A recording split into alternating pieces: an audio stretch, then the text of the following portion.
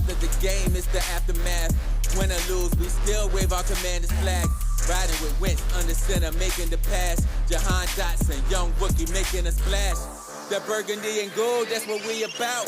Jonathan Allen knocking QBs to the ground. We die hard and nobody can shut us down. Cause this is the greatest show in town. Let's go! Go, go, go, go. What's good, Washington Commander fans? All right, so we in week 2 of OTAs. I'm gonna go over a little bit sights and sounds and what happened today in OTAs, dealing with Terry, Sam, and the crew, and EB and everything like that. So today the OTAs kicked off again in Ashburn, where we had OTA practices. Cam Curl, he still ain't participating. He's still up for a contract situation. So, but he's still doing individual drills. He's also, undrafted rookie, because Kazmir Allen, he's dealing with a little hamstring issue, which I do like Kazmir a lot, because I think he's probably going to slide up in that spot to take Dax Mills' place. We definitely need more explosiveness in the kick return, and probably some gadget plays where we, when we had DeAndre Carter back there, which I liked him, which we didn't lose him, but Kazmir fits that bill. So hopefully he could slide up in that spot and dethrone Dax Mills, because Dax Mills is slow. To me, he's slow back there in kickoff returns. We need somebody explosive that could get by at least a good 20 yards instantly. So yeah, but he's dealing with a hamstring issue right now. Tony Gibson, rode the bike today. He didn't do too much either. So with that, but Emmanuel Forbes and Quan Martin, they was out there making plays, breaking up passes. There was Emmanuel Forbes was on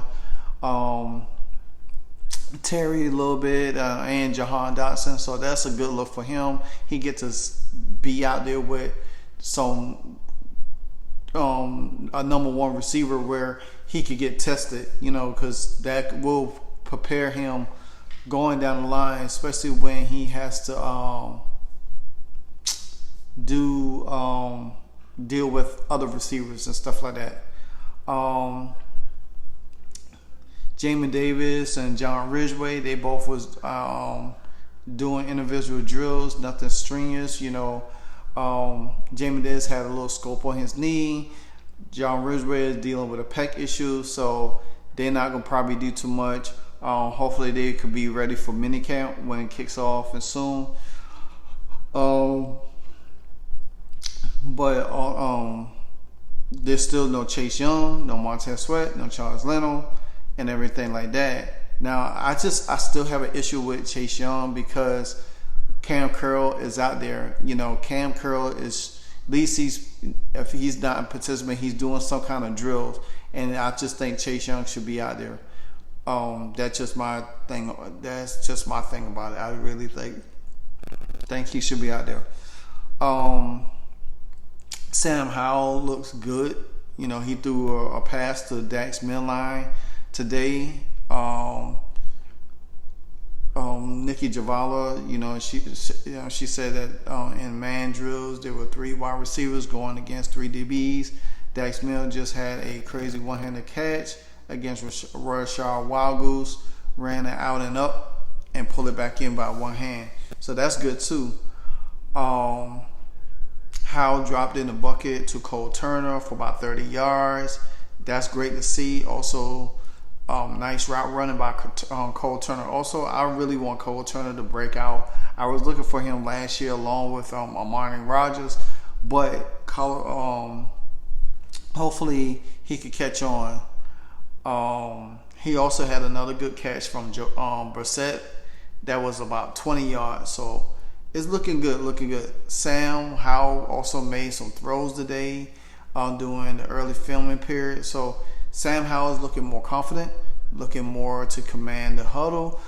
He's looking more crisp. So he's really taking that leadership role.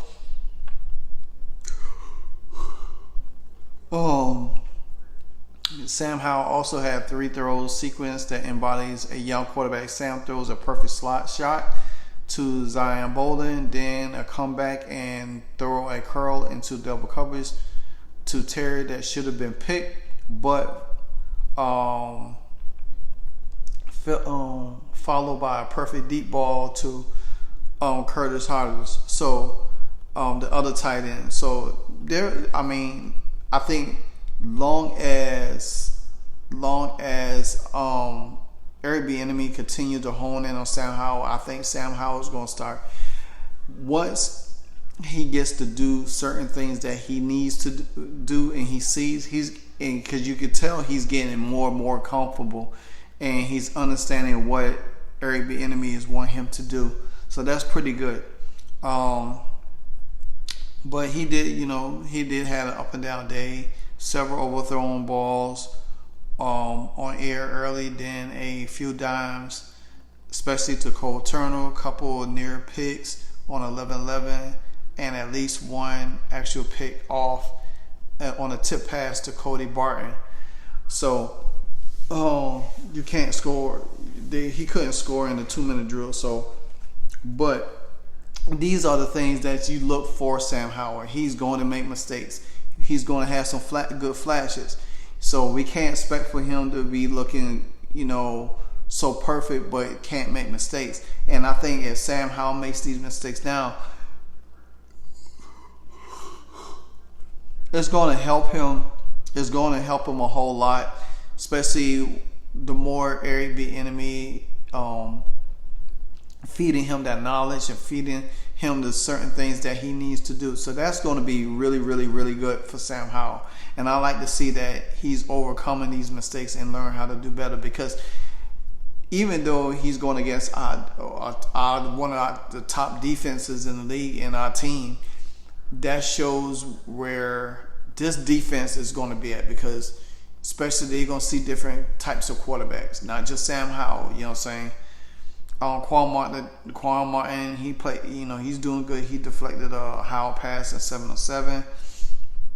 And then, like I said, Cody Burton dove for the interception. But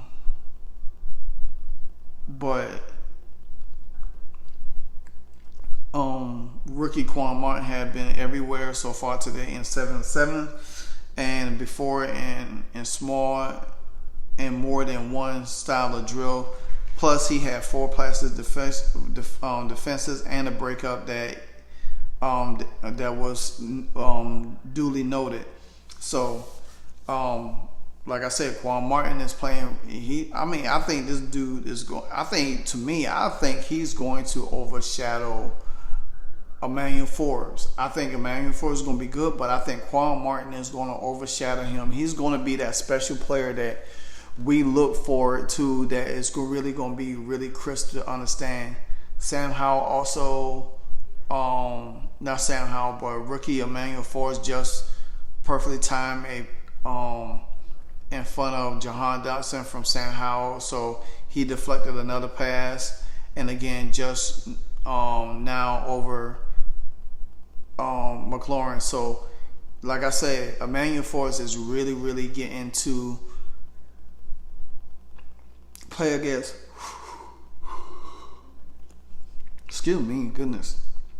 play against some really, really tough wide receivers, because this is only going to help him a little bit more too, like I said earlier, because when he does play against the top receivers, then he's going to know, because he's going to have, like I say, he's going to have growing pains also. We can't expect, we can say, oh, these guys they're going to look good, they're looking good in practice, they're looking good in these drills.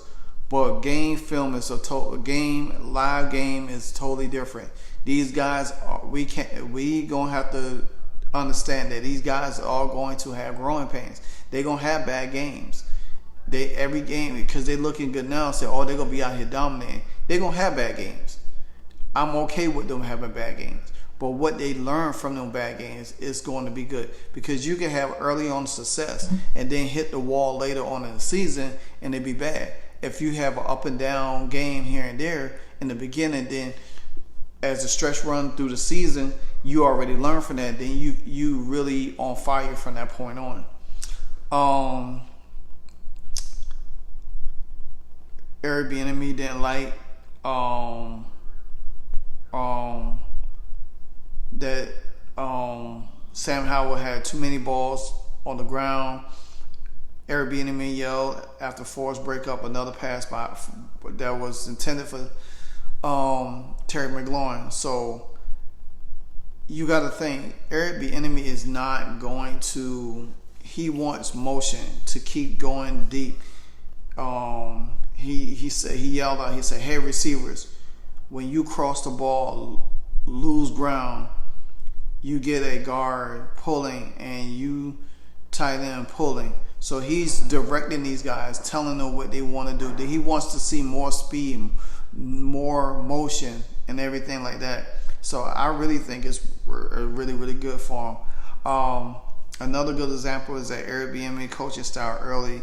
They practicing jet sweep passes, then counter with a jet sweep motion handoff. I'm telling you, this offense is going to look so different than what we've seen the last 2 seasons under Scott Turner. We're going to be able to say, oh, that's a play that Kansas City ran. We gonna almost have the style of offense that Kansas City. But I just think that the difference is the quarterback. But I think Sam Howell is going to be able to deliver, because he's going to be that guy. He's going to be that guy. Excuse me, man. I'm sorry. But all in all, I think you even had Brian Robinson holding a swing pass and dart down the sideline where he and Emmanuel Forrest would meet if this was a real live action. Running back coach Randy Jordan start yelling, "I can't wait to see it," and which I'm guessing means seeing Forrest have to take down a ball carrier like Brian Robinson. So right now, they like these matches and OTAs and minicamp and down in training camp. Once all of this start, Forbes is going to see all of these kind of matchups. Eric Bieniemy is going to throw so much towards our defense. Our defense is going to. I want to see how the DBs react, how the DBs flourish, especially Quan and Emmanuel Forrest, because right now you're doing 11-11, 7-on-7. It's all good now, but once you do practice and minicamp and full pledge and all of this stuff, it's going to show how these guys.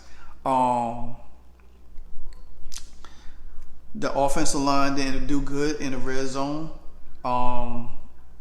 At least 3 plays how likely would have been sacked. On one, EB was laying into Brian Robinson, who missed a block. Last play, Howell connected with Dotson for a touchdown, and he came down hard in the red zone. Howell would have been sacked on that play. So there's a lot of things that it seems like the offensive line still has an issue in the red zone, and that's something we're gonna have to clean up, because we can't allow Sam Howell to get sacked, and the offensive line gonna have to be really up front and up base to making sure that we doing the things that we needed to do. So all in all, another solid day of OTAs. Some great stuff from the wide receivers. Definitely the defensive backs, man. Quan and Emmanuel Forrest, they really are showing they stuff. I mean, it's been like I said, it's been a while since we had DBs that really came in and dominate OTAs like that going into minicamp, mandatory minicamp, soon. So it's going to be exciting, and definitely I can't wait to see what joint practice is going to look like against Baltimore with these guys. That's going to be special. So I'm thinking that But the more Eric Bieniemy coaches how, I think he'll be getting a little bit more crisper. It's going to be things that we're going to be seeing, and things that, like I say, we could take the good and also have the bad, because there are going to be some growing pains for these guys. You know, it all looks good now because they're going against each other.